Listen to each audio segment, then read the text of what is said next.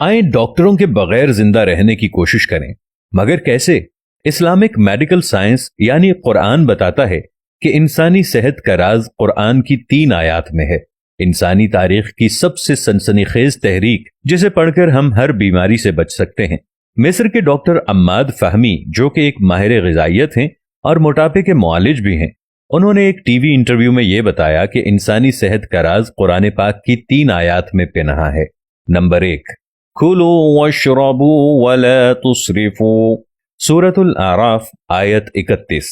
तर्जुमा, खाओ पियो और हद से तजावुज न करो। इसकी तशरीह में डॉक्टर फाहमी कहते हैं कि अक्सर डॉक्टर निशास्ते और चिकनाई से मना फरमाते हैं, हालांकि ये दोनों इंसानी सेहत के लिए बुनियादी अहमियत की हामिल हैं। असल चीज जिससे मना किया जाना चाहिए वो हद से तजावुज है। नंबर 2, वजअलना मिनल माइ कुल्ल शै, सूरतुल अंबिया आयत 30। तर्जुमा, प्यास लगे या न लगे पानी जरूर पीजिए।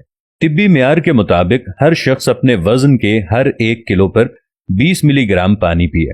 मसलन अगर किसी का वजन 70 किलो है तो वो 70 ज़रब 30 यानी 2100 मिलीग्राम यानी 2 लीटर और 100 ग्राम तकरीबन 8 गिलास पानी रोजाना पिए।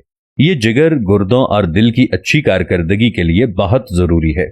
नंबर 3, वजअलना लैला लिबासा वजअलना अन्नहारा मआशा, सूरतुन नबा आयत 10 और 11। तर्जुमा, और रात को पर्दापोश और दिन को माश का वक्त बनाया।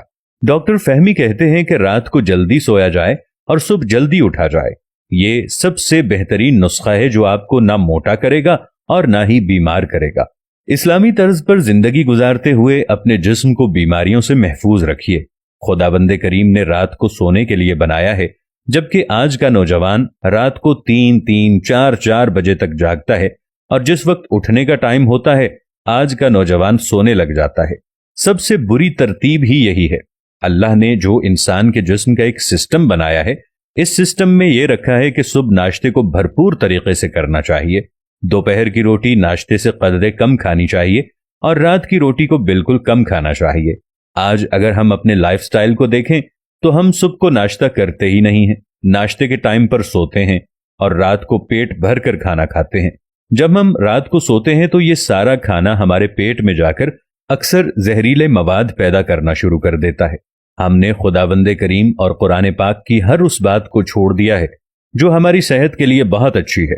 खुदावंदे करीम से ये दुआ है कि वो हमें इन तमाम बातों पर अमल करने की तौफीक अता फरमाए।